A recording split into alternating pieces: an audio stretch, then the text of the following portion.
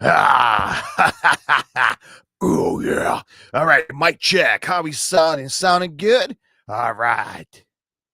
Oh, hey, here we are. Shit, I'm supposed to reveal myself yet. How the hell are you guys? how you guys doing, man? Holy shit, 8 hours of fucking wrestling, man. My brains is fucking jammed right now, man. Holy shit. If you watch AEW and WWE straight to you and you sat on your ass whole fucking day, God bless you. We did it, baby. And it was like a fucking. I feel like I'm at Louder Than Life down in Louisville, Kentucky, man. I should be down here right now. But holy shit, man. 8 hours of fucking wrestling. I forgot how to turn my laptop on, man. Anyway, how the hell are you guys, my friends? Did you guys like either shows today? Um, 5 matches of WWE WrestlePalooza, $39.99. I think the same price for Warner Brothers for the whopping 13 matches in AEW. Who had the best damn card today between both shows? The multi-million dollar corporation over here that had 5 matches, or the 5-year underdog company that's up in Toronto with 13 matches total? Your thoughts between both companies, All Out and WrestlePalooza, man. Your comments will be shown right here on X, on Twitch, also on YouTube as well. So you're going to give me a follow and a like. Just making sure my stream is here because Comcast sucks balls. And yeah, man, if you're tuning in right now, you're a new follower, a new viewer here on the show. Your thoughts and reactions to WWE, WrestlePalooza, and AEW All Out. Wow, what a loaded both shows. Okay, and I'm gonna be straight up with you guys, man. There was some good stuff. There was some historic stuff. There was some shit on both shows making me scratch my head. Said, what the fuck did I just watch on television? All right, part of my language, but there's some stuff between both shows. You scratch your head and you're like, why? Why? So we're gonna get to the good, we're gonna get to the bad, we're gonna get to the ugly. Some of you guys may disagree, some of you guys will agree with me. Again, there's a comment section, your opinions between both shows. Let's get into it because it's gonna be a long fucking show. So let's get into AEW's All Out. Now, my genius self, right? AEW, I went on HBO Max. I saw 2 p.m., right? The tailgate show. I'm like, oh, this is fucking awesome, man. A bunch of guys cooking on the grill with the tailgate down. There's gonna be a ring in the parking lot. And I'm like, it was like, okay, it wasn't on HBO Max. So I'm like, I'm gonna go ahead on to YouTube and watch the 0 hour. And it was an empty arena with Bryan Danielson. I had who else was on there? Fucking the other nerd and fucking John Moxley's wife. And they were sitting in the ring in the empty arena. And I'm like, okay, then maybe once it's done, I'll switch back over to HBO Max and maybe the tailgate will come on. 5 minutes before 2, I hop on to HBO Max. Thank you for watching Tailgate AEW. Fucking arena's full. And I'm like, did I just miss the whole fucking pre-show? So on YouTube, there's probably pre-taped. They're in arena for Danielson in the ring with nobody in the arena. But on HBO Max, you have fucking screaming fans and you have matches or you went down. I'm like, I was so fucking pissed, man. I missed out the 4 pre-show matches. So now I had to rush to get my shit just to turn on the pay-per-view. Man, I was so pissed off. Like, just anyway, just kind of run down the pre-show matches for AEW. I'm going to go and share the screen with you guys, courtesy Wikipedia.com, the most trusted website. The most trusted website for all wrestling fans. I'm going to go and share the screen with you guys right now. And let's take a look here. Now we're going to pop it in right now. As you can see, the Ops, Samoa Joe and Powerhouse Hobbs defeated the Workhorsemen. Tag team match style, 5 minutes and 20 seconds to kick off the pre-show. Daniel Garcia defeated Katsuyori Shibata. I didn't expect that to happen, man. But holy shit, man. 14 minutes and 50 seconds of match. Pre-show number 3, Hologram, Paragon, Kyle O'Reilly and Roderick Strong defeated the Frat House, Cole Carter, Griff Garrison, Preston Vance by pinfall in the trios match. 3 minutes and 20 seconds. And Harley Cameron, Mina Shikirikawa, Queen Amanada, Will Nightingale defeated Mega Bane, Penelope Ford. Triangle Magnus was Julia Hart and Sky Blue, 8-woman tornado tailgate brawl, 11 minutes and 30 seconds. As I mentioned, I missed out because my dumb ass was on YouTube watching the three knuckleheads in the empty arena, and then I hop back on to HBO Max. It's a full fucking house. So I'm a little pissed off myself, man. I had to take a bump on my own goddamn table because I was so pissed off. All right, let's move on here, man. We got a long ass show here. Adam Copeland, Christian Cage, you see right there. Spoiler alert. Defeated FTR, Cash Wheeler, Dax Harwood, tag team match. See right here. 18 seconds. I'm saying 18 minutes and 5 seconds. Now, this match right here, I thought was a pretty solid wrestling match, right? Pretty damn solid. I thought it was pretty good. All right. Hear me out here. Of course, Stokely Hathaway got involved towards the end of the match. And guess what? Well, who's going to come even up the score and join up Anna Copeland and Christian Cage? We had the debut of Beth Phoenix. I know they cannot use that name, Beth Phoenix, because WWE trademark, right? So she came out as Beth. Beth, I hear you call it. Great Kiss song. Beth came out and fucking carried Stokely's ball-headed hoe ass. And anyway, Adam Copeland, Christian Cage, pow! Just fucking clean FTR, man. 1, 2, 3. Long story short, the post-match, the afterbirth of the match was seen pissed off a lot of people, right? Seemed like, to me, I'm like, why the fuck would they do that, right? FTR, Dax Harwood, Stokely, everyone got pissed off. They started handcuffing everyone, right? They handcuffed Adam Copeland. They took out Christian Cage. The only person who was left in the ring was Adam Copeland's beautiful wife, Beth, where she was there at ringside. And FTR decided to give her a shatter machine. Now, WWE is very notorious, like, hey, CM Punk will not touch another lady. Over here in AEW land, FTR was like, fuck that. We're going to give her a shatter machine. They're our finishing move. Pow. Later, flat out in the middle of the ring, well, the selfless husband, or not, is selfless the right word? He was handcuffed to the rope. And poor old Adam Copeland had his wife get clobbered by FTR in the middle of the ring. That's the way to leave the match. That was the closing shot. FTR getting their ass booed. Not a lot of people were happy about that ending. I kind of see why. I understand why. Would I have it that way? Not really, but who the hell am I? I'm just a fucking nerd in my basement watching wrestling. So, long story short, Adam Copeland, Christian Cage defeated FTR tag team match style, 18 minutes and 5 seconds. All right, the returning, my boy, the main streets of New York, Eddie Kingston. It's great to see him back, man. Badass. I love Eddie Kingston, man. Tough son of a bitch from New York. You have another tough son of a bitch in New York, from New York, Big Bill. You got two big tough son of bitches from New York fighting in the mean streets of Toronto. By the way, AEW, I forgot to mention, AEW All Out was in Toronto. Up, where the fuck were they? What arena were they up in Toronto? Pardon me here. I'm Scotia Bank Arena, Toronto, Ontario, Canada. Sorry, I'm gonna make you guys dizzy here.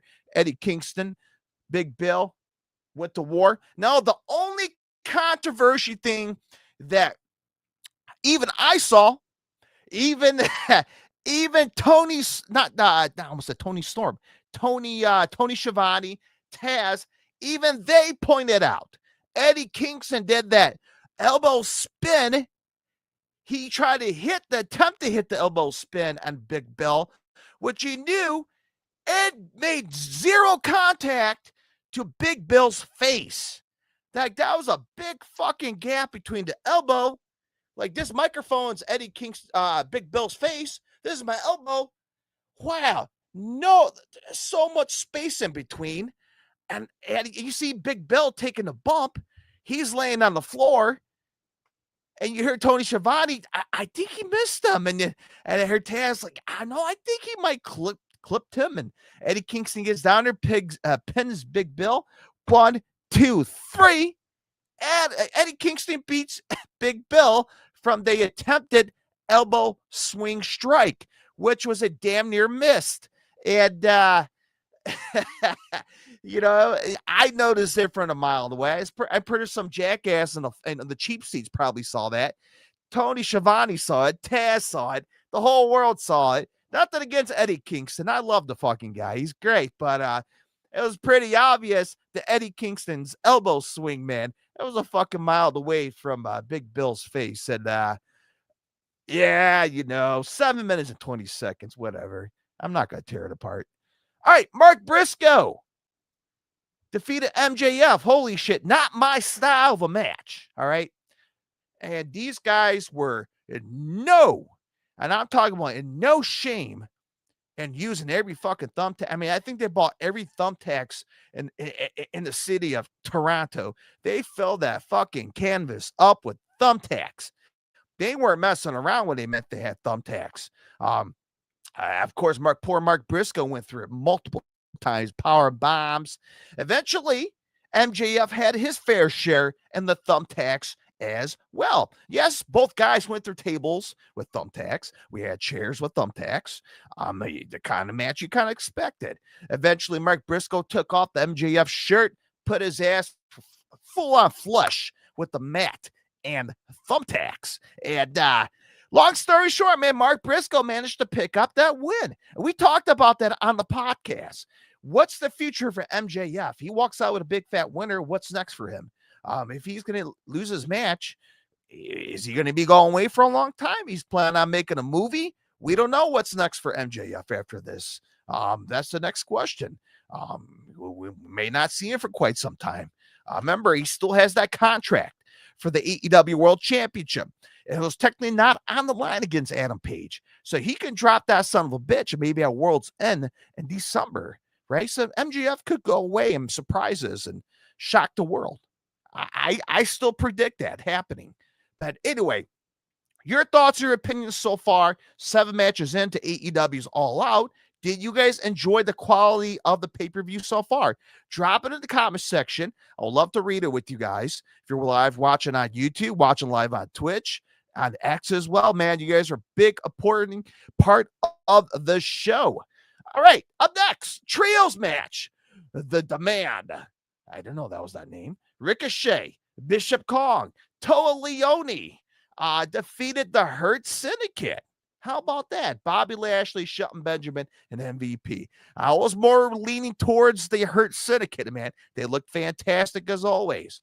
But a lot of people were pissed off, but at the same time, it kind of shows maybe the Hurt Syndicate is not very they're not being fucking jealous here, man. They're not going to be taking all the wins. They're willing to, lay down the floor and get you guys the big win. And that's what we saw tonight. The Ricochet, Bishop Kong, Toa Leona showed the world that, hey, we can't beat the Hurt Syndicate. Because who else out there that could beat them? Who? Minus, FTR, which we've been hearing stories. Adam Copeland and Christian down the road. Who's out there is going to, challenge the Hurt Syndicate. So, again, they gave him that big fat win, 13 minutes and 45 seconds of a match. I don't know.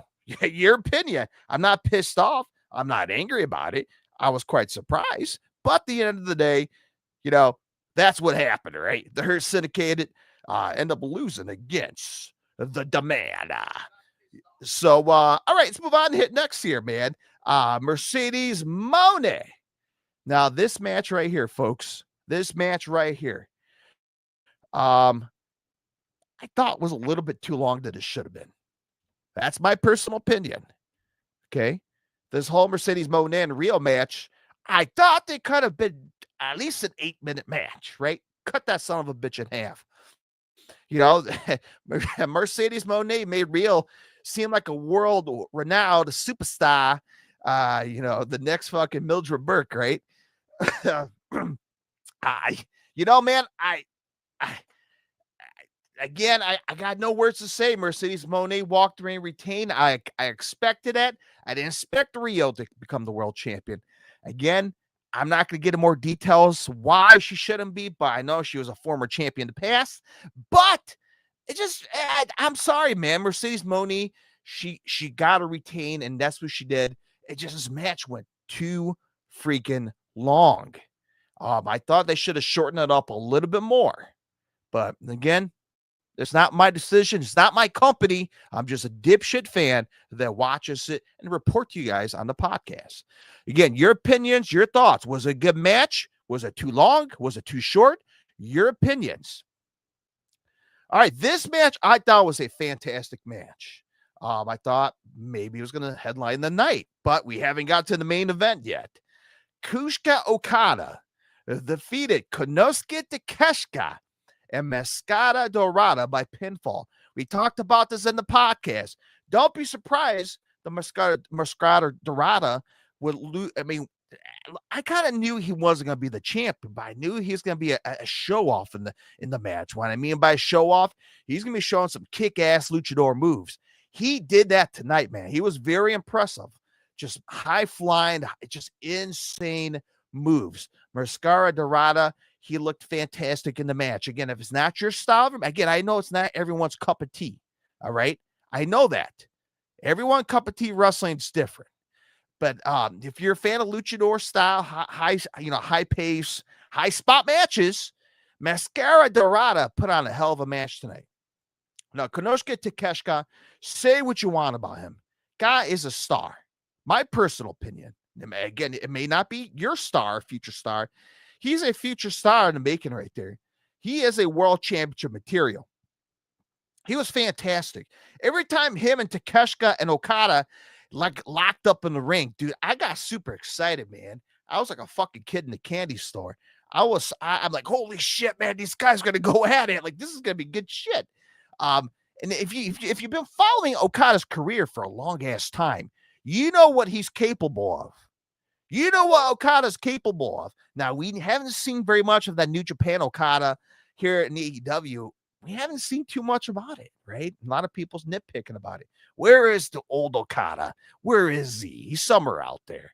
And, we had a great match tonight. Long story short, Okada managed to get a big fat win and defeated Takeshita Mascara Dorada to walk away with the AEW Unified Championship match tonight. And of course, we had a nice little stare down between Okada, Konosuke Takeshita.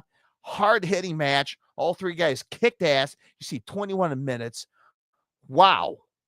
Excellent match. I thought it was fantastic. What can you say wrong about it? This is fucking 40, 50 matches. I had to cram on my brain, so I can't remember spot by spot. But if you guys enjoyed the Okada match, was it a good match? Give me a thumbs up, man. Was it a 5-star, 4-star, 13 stars? Was it fucking Rotten Tomatoes?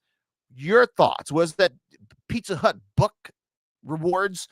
Do you guys enjoyed the Okada match? That was a pretty good match. I enjoyed it. This match right here, yeah, again, I talked about weapons hardcore matches. I'm not too fond on them. Jon Moxley and Darby Allin. This one right here will point out something in the match. I'm like, fucking really? Hold on. Let's get a drink here, man. Cheers to you guys. All right. Jon Moxley, Darby Allin, coffin match. So, of course, Jon Moxley comes walking out towards the mezzanine, out where the crowd's at. Guess what? Darby Allin decided to get a head start, right? Darby Allin decided to get a head start.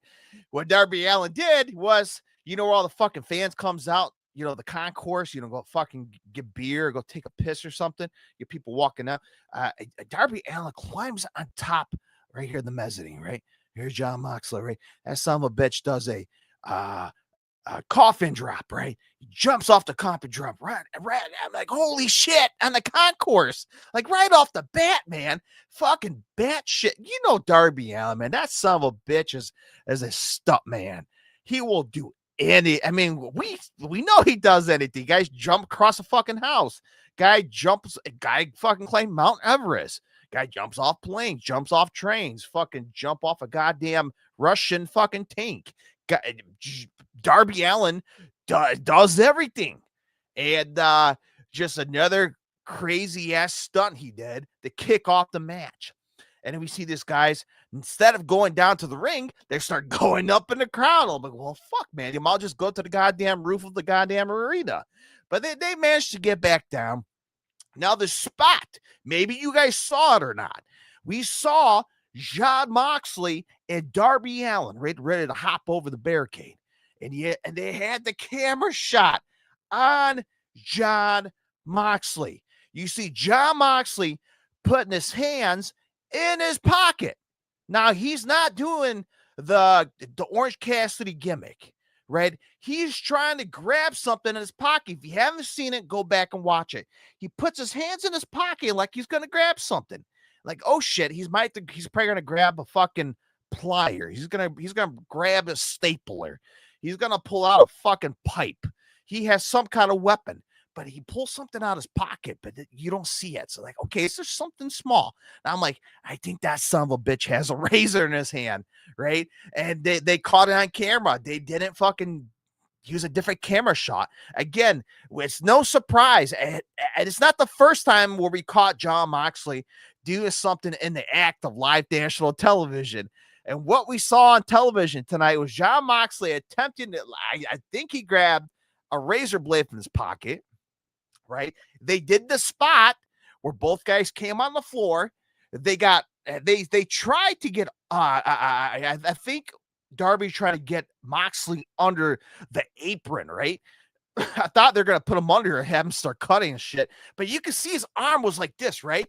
You know, Darby Allin's beating the shit out of him. You see one arm right here. You think he's trying to stop him from beating his face, but you could think I think he's sawing his fucking neck.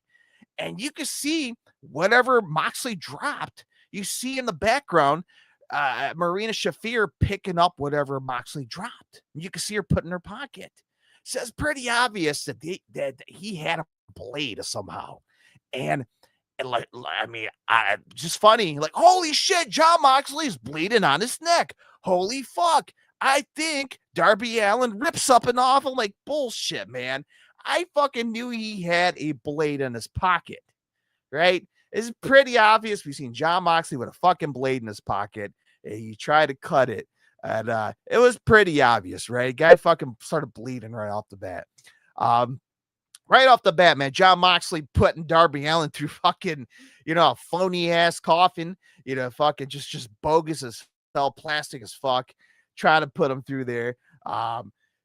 It's just anything you could think of, man. These guys went fucking extreme. Of course, they have to complete the story, right? Darby Allin had a screwdriver, right? I guess they used it to tie up the turnbuckle, and Jon Moxley had him like a chokehold. And then next to Darby Allin starts stabbing Jon Moxley on the head, sticks a fucking screwdriver in his ear. I'm like, what the fuck, man? What the fuck I'm watching?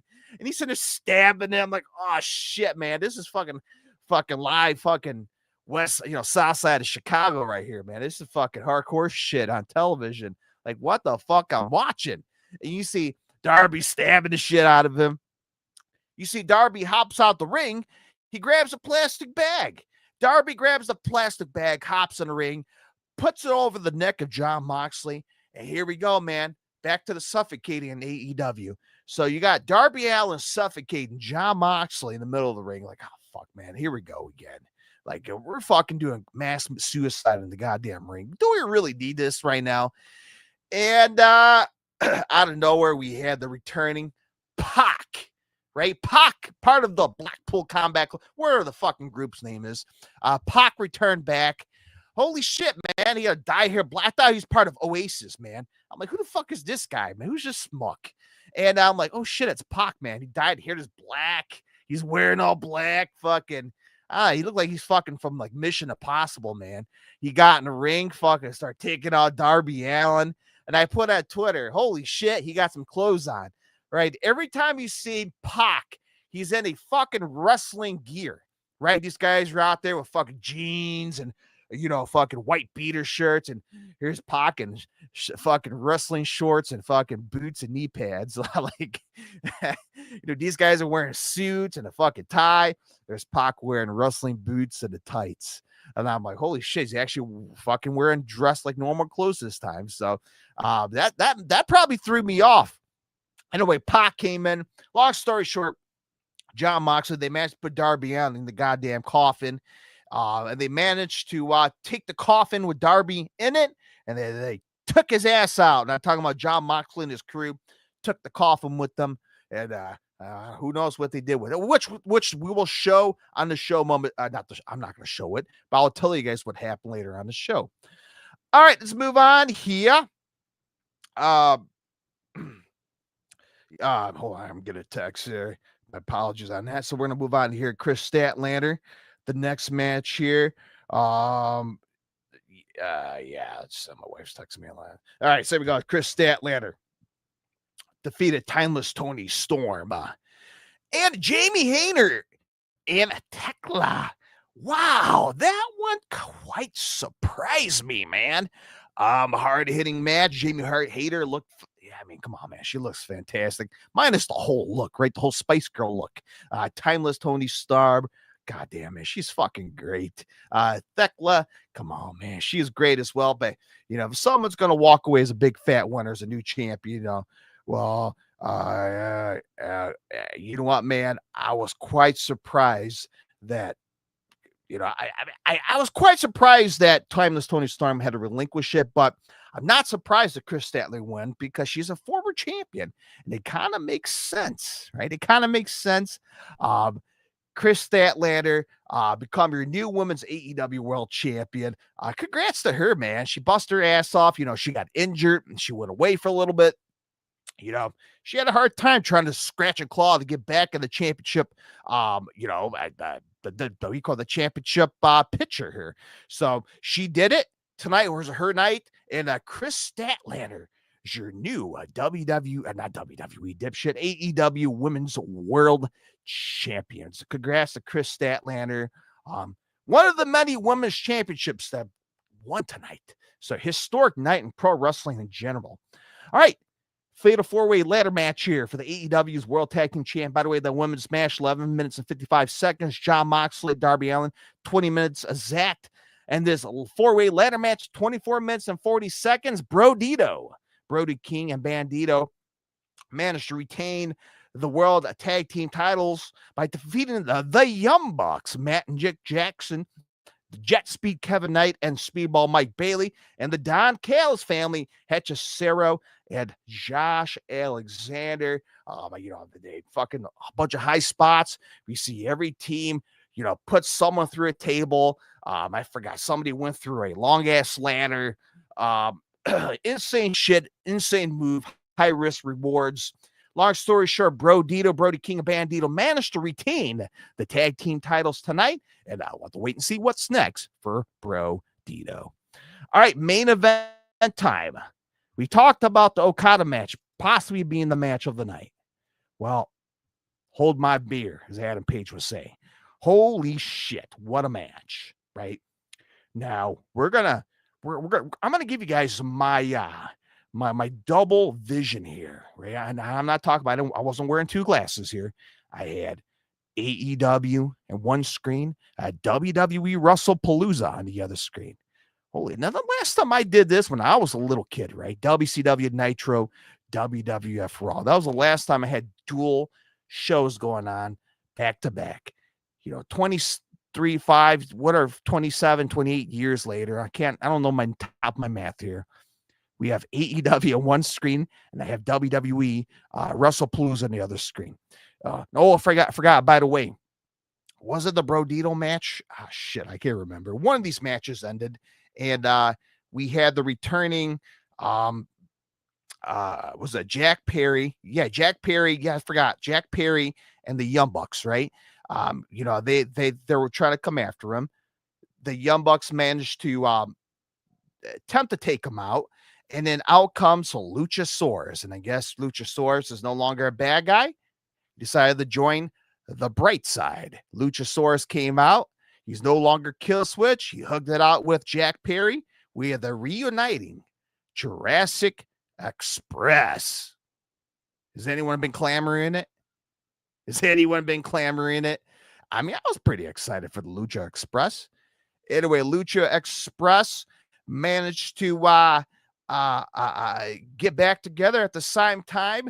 WWE starting a new era, right? WWE starting a new era, the WrestlePalooza ESPN era. So I have that on the screen. I'm watching the whole new intro tape, watching Pyro, watching a badass cold opening for WrestlePalooza and the ESPN era. So while Lucha Express is reuniting, we got WWE creating their own era. So I got two things going on at the same time. Like, wow, this is fucking beautiful, man. As a wrestling fan, two historic moments, two different companies, two different eras, man. That's just beautiful.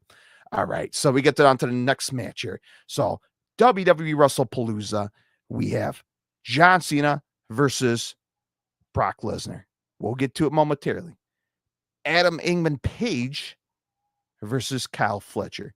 A fantastic match. Now, stay tuned, folks. I got to step away for a little bit. So bear with me here. I'm going to come back on probably the next 5-10 minutes or so. As a little teaser, we're going to pick it off from Adam Page and Kyle Fletcher in about 5 or 10 minutes. Don't go anywhere. My kids are sick upstairs, so I got to go up there and check on them. So I'll be back on here about 5 or 10 minutes. We're going to continue on here. My thoughts on Adam Page and Kyle Fletcher, and we're going to venture off to WrestlePalooza on the second half of the live stream. So don't go anywhere. Go take a break. Stay tuned right here on YouTube, Twitch, and on X. In about 10-15 minutes, we're going to do the second half of the show. We're going to take a quick intermission, and I'll be back. We'll talk about WrestlePalooza and the final match of All Out coming up about 15 minutes or so. So please don't go anywhere. We'll back. We'll take a quick intermission. I got to check on my sick kids, and then we'll come back down here and we're going to continue to kick ass. So stay tuned for part 2, about 15 minutes, and I'll see you guys momentarily. So thank you for watching. I'll see you guys about 15 minutes or